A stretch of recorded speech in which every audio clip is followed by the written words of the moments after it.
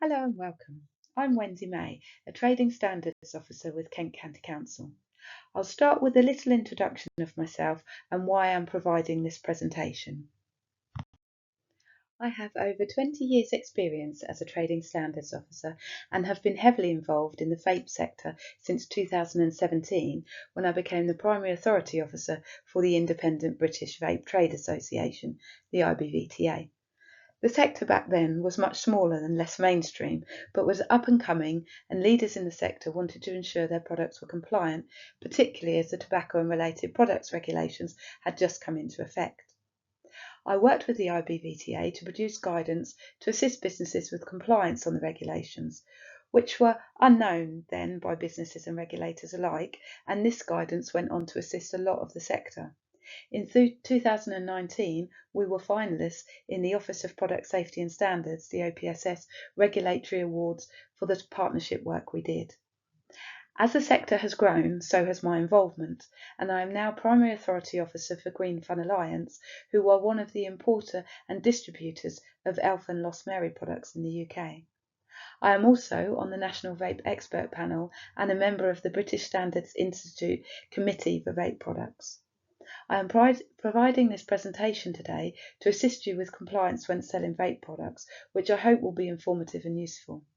I'll start with providing a little history and background on the vape sector and the legislation, and then provide advice and guidance to assist your business in complying with the regulations. I wanted to start with a brief look at the history of vaping, as it's been around a lot longer than most people think.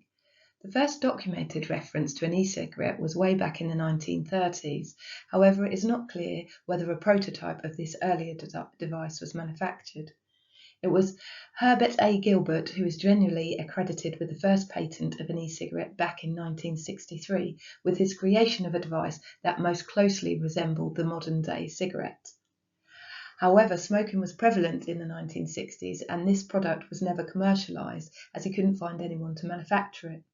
It wasn't until some 40 years later that a Chinese pharmacist, Hon Lik, created the first commercial e-cigarette. He designed and created this to find a safer alternative to smoking, as his father had recently died of lung cancer. This was incredibly successful in the Chinese market and entered the UK in 2005 and the US in 2007. It is a huge market in the UK, and we are among one of the highest users alongside China, the US and France.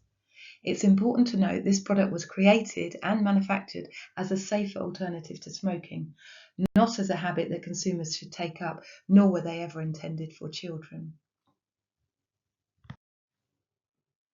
The vaping sector, I find, is a little different to other sectors in that it's heavily driven by consumer innovation and technology.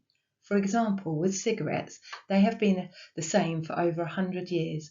Nothing has changed, and the consumer gets what the manufacturer makes. However, with the vaping sector, it moves very fast and is driven by consumer innovation. What consumers want, how they use it, and the way consumers are customising their own vaping experience is shaping how businesses manufacture and adapt their products. Technology is also a massive driver, and the sector is constantly changing and adapting. The sector has moved on so fast in the last few years, and it is not slowing down. It is currently changing and adapting again following new legislation about to be introduced. I'll get to that a bit later. So, for example, originally the e-cigarette resembled a tobacco cigarette. It looked like a cigarette similar to the top left-hand picture, even the end lit up the same as a regular cigarette. But these were replaced very quickly with the second generation of products, as the battery life was too short and there was a lack of premium e-liquid flavours. So this brought on the introduction of the mods and tanks. Although they were bigger, they gave the user a far more customised approach to the individual vaping experience. This was useful for vapers as they could control the vape, the hit and the flavour. However, they were more expensive. A starter kit would cost around £60 and was not as convenient, so technology in the market moved on, and the third generation of vapes is the cheaper and more convenient single-use vape that we see in the market today, the picture on the right-hand side. This is now changing and adapting again with the introduction of the single-use vapes The market exploded and children became more exposed. Where vapes were costing around £60, they now cost around £4 to £12, which makes them affordable for people under the age of 18, and a new boom occurred. As a result of this, the government is now bringing in legislation to tackle reducing the use of vapes in people under the age of 18. As this sector moves so fast, manufacturers are already adapting to accommodate this, and the products are moving into a new generation with pods and devices that are rechargeable and refillable. So that's an introduction to vapes and their history, but how did legislation keep up with this ever-growing sector? Although e-cigarettes came to the UK in 2005, there was no specific legislation for them for quite some time. Originally, in the UK, e-cigarettes were considered consumer products and regulated under the General Product Safety Regulations. As they became more prevalent and the market increased, they were originally to be introduced as medical products. In 2013, the MHRA was setting out a framework for how this would be approached. This work was then superseded in 2014 by the introduction of the Tobacco Product Directive in the EU, which brought into UK legislation the Tobacco and Related Product Regulations in 2016. The TRPR, or the Tobacco Regs, was subsequently amended by the EU Regs to enable tobacco and e-cigarette regulation to continue to function following the UK's exit from the EU. But it isn't just the tobacco regs, which I'll go through in more detail a bit later. There is a raft of other legislation that vape products need to adhere to, including the electromagnetic compatibility and packaging regulations. These cover all electrical products which must comply with the MC to ensure any electrical disturbance generated doesn't go over the required limit to ensure products work without affecting other products. Then there's the CLP, which is the classification of hazardous chemicals. Nicotine is classed as a hazardous substance, and there are specific labelling requirements for nicotine in vape products. And then there's the GPSR. This is a catch-all piece of legislation, and if something isn't covered by specific legislation, such as the tobacco regs, it is covered under GPSR, which essentially states that all products should comply with the essential safety requirements, and any products placed on the market must be safe. Then the food imitation regulations. This is quite a small piece of legislation which effectively states products must not imitate food. There is also the nicotine inhaling proxy sale legislation, which makes it an offence to sell e-cigarettes by proxy to a minor. So if an adult purchases a vape product and gives it to someone underage, they commit an offence. And also the Trademarks Act. There are a lot of products on the market that breach these regulations. For example, products that imitate Prime Drink, 7-Up, Skittles, etc. So a product that looks like Skittles could breach the food imitation regs and the Trademarks Act. It is important for businesses to consider all these regulations when producing and selling vaping products. Alongside the various regulations in the sector, there are also many different organisations involved in the vape industry. For example, the Department of Health and Social Care, they're the Secretary of State for the tobacco product regs, and they're responsible for the regulations themselves. Then the MHRA are the competent authority for the notification scheme for e-cigarettes and refill containers. So all vape products in the UK must be notified to the MHRA before going to market.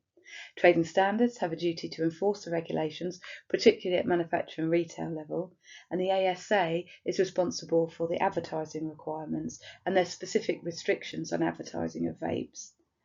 The CTFSI have become recently more involved in vapes and have created the Vaping Hub on their website and instigated training events like these to assist businesses and regulators. The sector can get quite complicated as the different authorities have different responsibilities. For example, the MHRA are responsible for the notification scheme and receive all the toxicology information and approve a product for sale, but currently they don't see the product before it's marketed, so can't speak to its compliance with the labelling requirements of the regulations. Checking the MHRA database to ensure a product has been notified is a vital step in checking compliance, but I would advise also to check the products to ensure it is compliant with the labelling requirements before you start to sell them. If you sell non-compliant vapes, trading standards can seize them. It is important to protect your business and ensure you carry out the relevant checks before selling vape products. Regulators are there to assist businesses in getting things right, but the ultimate responsibility is with the business.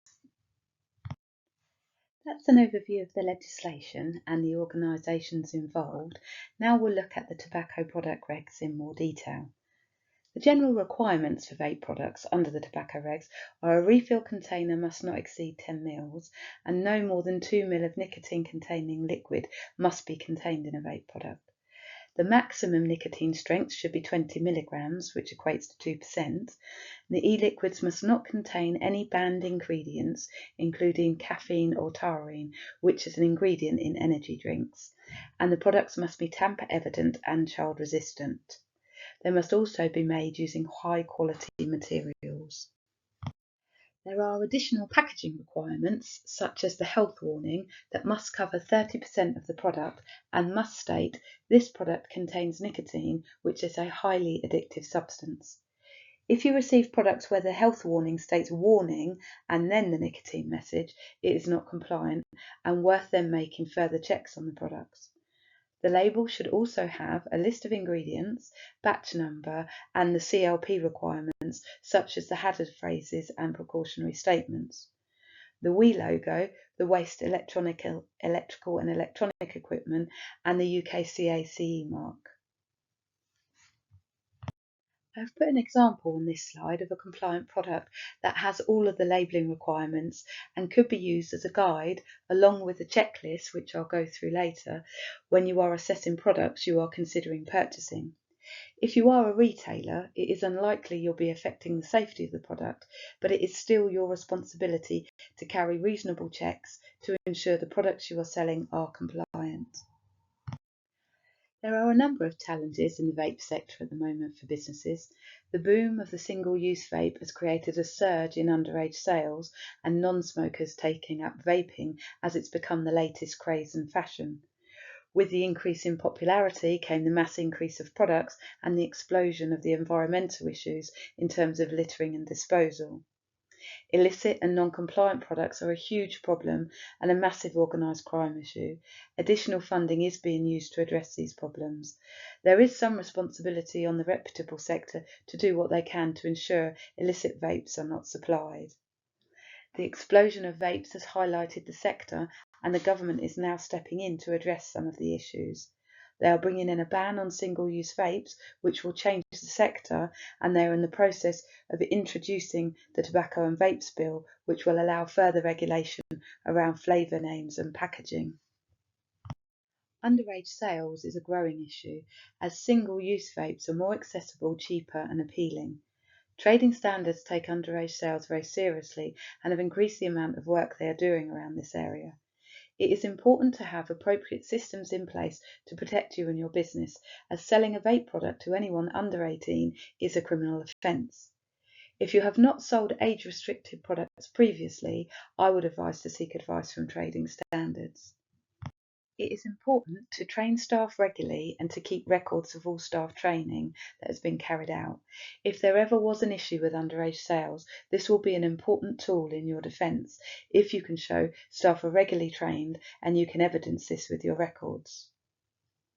Having a refusals book and keeping this up to date, and making sure you and your staff record every time a refusal was made and why. A refusals book is an essential document for your business as a tool to show you are taking all reasonable precautions and exercising all due diligence to assist in not committing an offence. Having a refusals book and using it regularly is important.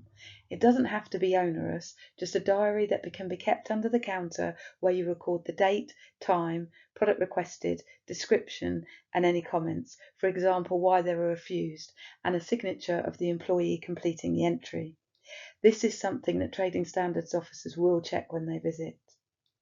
And ask for photo identification and operate a Challenge 25 policy. It is difficult to gauge a person's age, but if you are checking anyone who looks under the age of 25, you are less likely to supply to a person under 18. No photo ID, no sale is the best policy. And supporting staff to enable them to ask for ID and provide appropriate training to deal with situations that arise from this is important. It can be tricky to deal with. Most people will take it as a compliment, but not everyone, and trading standards do appreciate the difficulty retailers can experience around this. But it is an offence to sell to anyone under the age of 18, and these processes can assist your business in complying with these restrictions.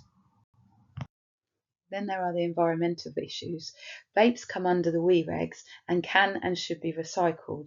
This is not always clear to businesses or consumers, and there is a lot of work to be done around this. Producers, distributors and retailers have specific requirements under the regulations, and education for businesses and consumers is important to ensure as many products are being recycled as possible in the most appropriate way. There are specific requirements under the WEEE regulations that retailers and distributors must adhere to. They must provide recycling facilities to consumers by placing a recycling container in the store or at the point of sale. Once the bin is full, they must contact an approved recycler or scheme to facilitate collecting the used vape products. There is a list on the .gov website, which I've put a link to on this slide. Under these regulations, you must keep records of all WEEE products that have been collected and keep this for 4 years. And you must provide written information to highlight to consumers how they can recycle. This could be something simple, such as a poster like the example on this slide. The Department of Environment and Rural Affairs, DEFRA, have appointed the Office on Product Safety and Standards, the OPSS, to carry out enforcement action on this, and this is something that is being looked into in more detail now. To assist with compliance and for future reference, I've added an example of a template created by the OPSS for keeping written information of WEEE sent for recycling. This can be found on the OPSS's website. Counterfeit products and IP infringement is another big issue within the vape sector. This is an example of a product seized by Kent Trading Standards at Dover Port. It infringes IP as it is a take on the Slush Puppy brand and would be very appealing to children. Making and supplying child-appealing vapes is not what any reputable manufacturer or retailer should be doing, and some of these products are specifically targeted at children. For vape users and genuine vape businesses, flavours are important. However, making products child-appealing, like Skittles or Mars, and particularly Prime, are specifically being targeted at children. I ran a few presentations similar to this last year for trading standards officers, and I mentioned my son, who at the time was vaping. He was 15, 16 years old. That's the age range a product like Prime is aimed at. I don't know of any adult interested in Prime drinks, yet there are Prime vapes available. Again, my son was massively influenced by the Prime phenomenon. He had the drink bottles lined up in his room, and he was of the age to be enticed into vaping. It is a very real problem. I'm pleased to say my son doesn't vape anymore. It was a phase, and for most children, hopefully it is. But it's important not to target vape products at children, particularly as nicotine is so addictive. I wanted to mention the puff count as this is something that has been gaining traction recently, and with the change in vape products, larger devices are entering the market that are legal and claiming higher puff counts. The puff count is a commonly used method for testing emissions and has more recently been used to gauge the amount of e-liquid. Higher puff counts was a starting point to assess compliance. However, now there are genuine compliant products coming onto the market with higher puff counts as the product has innovated again to deal with the ban on single-use vapes. There are now 4-in-1 products coming onto the market with separate tanks, additional refill containers, rechargeable batteries and removable cores. This has meant devices can provide more puff counts, so we'll be less likely to be able to use this as an easy way to assess compliance moving forward. But it is important that businesses are not misleading consumers and puff counts are not being exaggerated. It can be daunting to look at a vape product and assess its compliance, particularly if you have not been involved with selling vape products previously.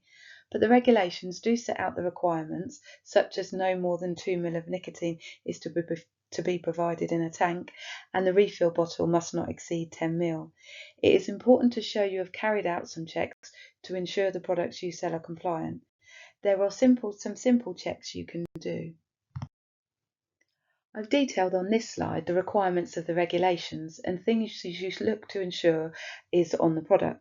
Ensure there is no more than 2 ml of nicotine detailed on the labelling, that the UK importer details are on the product. This is very important for product safety, as traceability is an important factor should something go wrong with the product. Does it have the health warning? Does it cover 30% of the packaging? Is it in the prescribed format? This product contains nicotine, which is a highly addictive substance. If it states warning before the wording, then it's unlikely to be compliant. Are the CLP labelling requirements there, such as the exclamation mark or the skull and crossbones? Is there a raised tactile warning triangle? These are simple checks you can carry out on products before you purchase them. If you do sell non-compliant products, these can be seized by trading standards, so it's important to carry out these checks to protect your business. As we've discussed, the vape sector is ever-changing and the products will continue to evolve, particularly with the introduction of the single-use ban, which is likely to be coming in sometime next year. The government have confirmed the Tobacco and Vapes Bill will be coming back, although it may be amended. With the introduction of these regulations, the sector will innovate to ensure compliance, so there will be more changes to come. It is interesting times ahead for this industry, and it is sometimes tricky to navigate, but I hope this has provided some useful information and guidance on how to ensure your business is compliant. Many thanks for your time. Are there any questions?